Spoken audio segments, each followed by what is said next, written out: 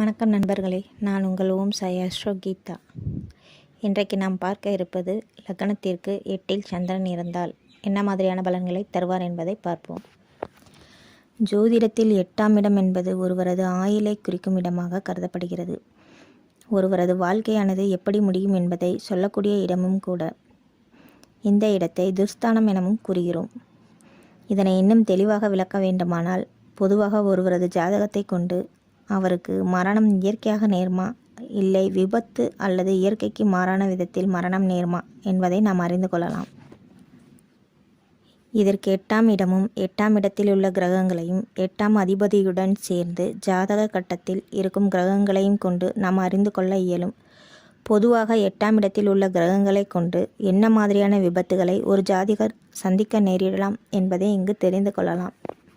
மேலும் எந்த ஒரு ஜாதகமாக இருந்தாலும் சரி, 6, 8, 12 ஆகிய இடங்களின் அதிபதிகள் பெரும்பாலும் தீய பலன்களை தான் தருவார்கள்.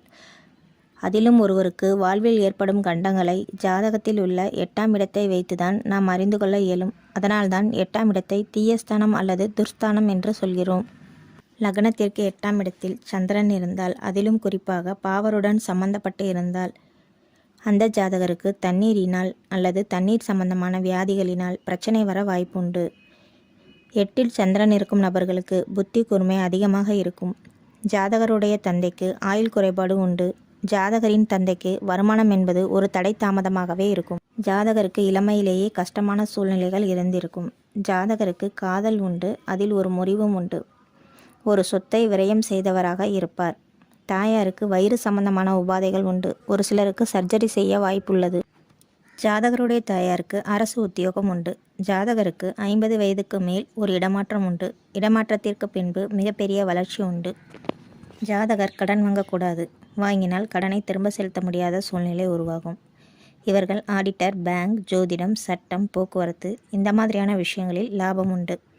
இவர் பயணம் சார்ந்த விரும்பியாக இருப்பார். 8இல் சந்திரன் இருக்கும் நபருக்கு தாமதமான புத்திரபாக்கியம் உண்டு.